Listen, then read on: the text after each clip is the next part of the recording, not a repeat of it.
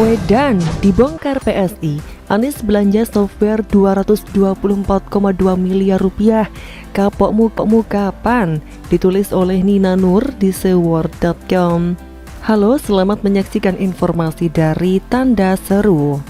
Baru saja dalam hitungan hari, Anies bikin blunder kelas kakap tingkat internasional, yakni bocornya surat dari Pemprov DKI Jakarta ke para dubes asing, minta bantuan sapu, ember, dan lain-lain. Sampai Kemenlu pun turun tangan. Mau ngeles gimana juga percuma. Sebelumnya juga sudah diketahui publik soal permintaan bantuan dari warga untuk melengkapi rusun Nagrak Cilincing.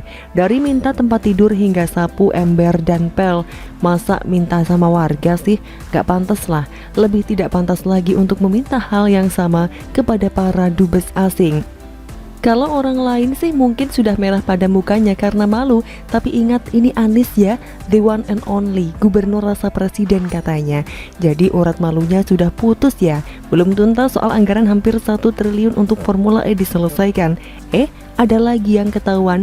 Yang mengungkap adalah fraksi PSI dalam DPRD DKI Jakarta, Agus Hamonangan. Dilansir Tempo.co, Agus mengkritik Anies terkait anggaran belanja software di tengah pandemi Covid. Belanja software 224,2 miliar rupiah di tengah pandemi COVID-19 menunjukkan bahwa tidak ada prioritas dan transparansi dalam penganggaran, kata Agus. Anggaran ini masuk dalam perencanaan milik Unit Pengelola Jakarta Smart City atau JSC. Dalam APBD DKI 2021 tertera total pagu anggaran JSC 463,82 miliar rupiah. Anggaran ini dipakai untuk pengembangan dan pengelolaan ekosistem provinsi cerdas dan kota cerdas. Dari anggaran itu, PSI menyoroti 3 rencana kegiatan dengan dana terbanyak, yakni pengadaan transformasi digital atau JSC 247,84 miliar rupiah, pengendalian banjir berbasis TIK 93,51 miliar rupiah, dan pengembangan infrastruktur JSC 72,17 miliar rupiah. Totalnya sekitar 413 miliar. Hasil penelusuran Tempo.co pada situs apbdjakarta.go.id, anggaran 247,84 miliar rupiah dengan 93,51 miliar rupiah bersumber dari Dana Pemulihan Ekonomi Nasional atau PEN. Ini yang ngutang dari pemerintah pusat kan? Agus mengkritik bahwa Pemprov DKI Jakarta tidak transparan soal peruntukan anggaran itu. Pemprov DKI tidak menuliskan rincian penggunaan anggaran dalam situs apbd.jakarta.go.id, juga tidak menjelaskan pada DPRD. Di dalam rapat-rapat DPRD, pihak Pemprov DKI tidak mau menjelaskan tentang pengadaan ini. Misalnya, kebutuhannya untuk apa dan data yang akan dikelola seberapa besar, jelas Agus. Sementara Pemprov DKI malah minta bantuan masyarakat untuk memenuhi kebutuhan logistik di rusun Nagrak Cilincing. Duitnya yang ratusan miliar kan ada. Ngapain minta-minta lagi kepada masyarakat dan para dubes asing? Sementara Anies sendiri selalu mengatakan kondisi Jakarta genting dan genting. Kalau bisa menyatakan hal itu, harusnya juga bisa mengelola anggaran dengan tepat.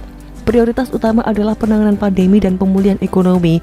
Memangnya ekonomi DKI Jakarta akan pulih jika Anies beli software buat keperluan Jakarta Smart City? Pulih dari Hong Kong. Soal pengelolaan anggaran memang sudah jadi kelemahan Anies sebagai gubernur. Ada rekam jejaknya.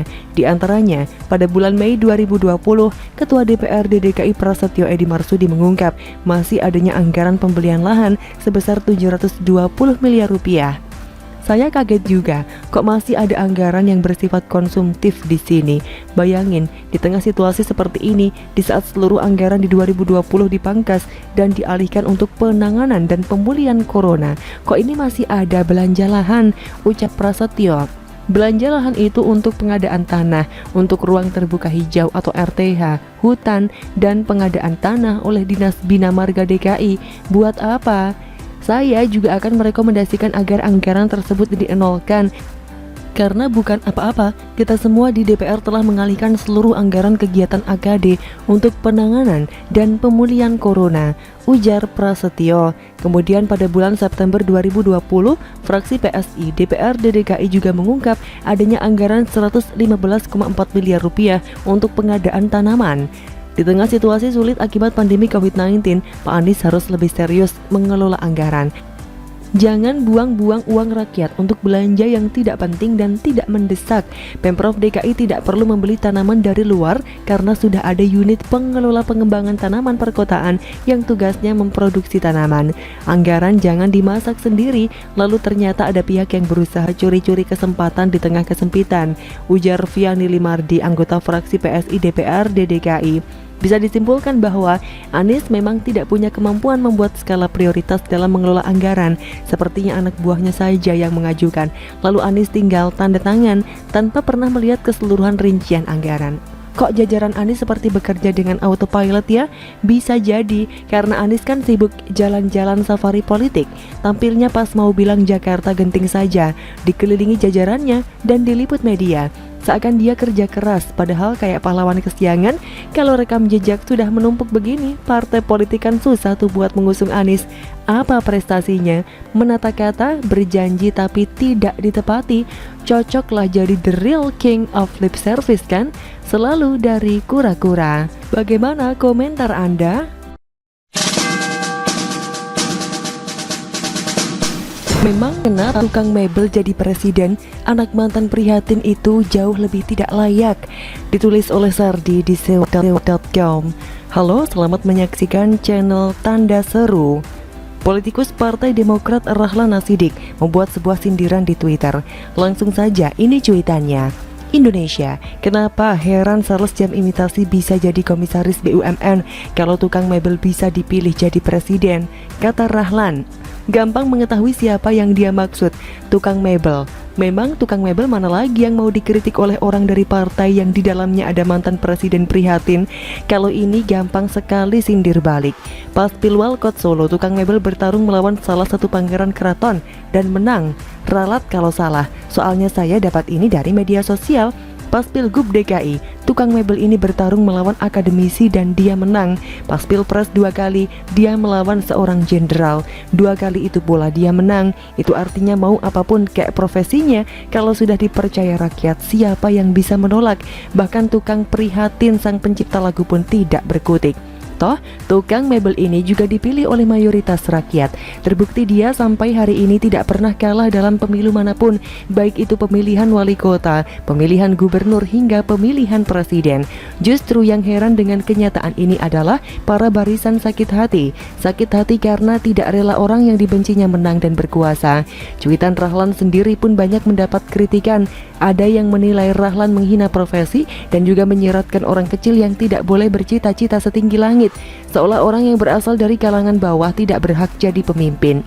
Begini ya, kalau menurut logika orang ini, sungguh heran sales jam jadi komisaris BUMN, sungguh heran tukang mebel jadi presiden, maka orang tak punya pengalaman politik yang mundur dari militer pun tak cocok jadi gubernur DKI, apalagi jadi presiden. Lebih lucu lagi, orang ini dipaksa banget jadi gubernur yang untunglah disikat rakyat dengan kalah telak di putaran pertama. Kasian banget deh. Segala sesuatu yang sudah terjadi pasti karena kehendak Tuhan. Tidak ada yang bisa melawan kehendak itu kecuali kelompok sakit hati dan kadrun yang tidak bisa menerima kenyataan. Jadi kalau menurut logika kacau orang ini, harusnya kita heran kenapa pebisnis kaya bisa menjadi seorang presiden USA. Harusnya kita heran kenapa anak petani bisa jadi presiden di negara ini selama 32 tahun. Harusnya kita heran kenapa ada mantan presiden yang katanya hebat tapi bisa bikin candi mangkrak seharga triliunan rupiah, cuma bisa bikin lagu tak tembus billboard chart pula. Lebih herannya lagi, kenapa ada anak mantan presiden yang tak punya pengalaman politik terjun langsung ke politik sebagai calon gubernur ibu kota, dan setelah gagal total secara memalukan malah bernafsu mau jadi calon presiden, dan istrinya juga suka marah-marah kalau diserang. Sungguh sebuah keheranan kan? Kalau mau pakai logika yang pas, harusnya calon presiden harus sesuai dengan jurusannya saat kuliah, misalnya ilmu politik dan sejenisnya.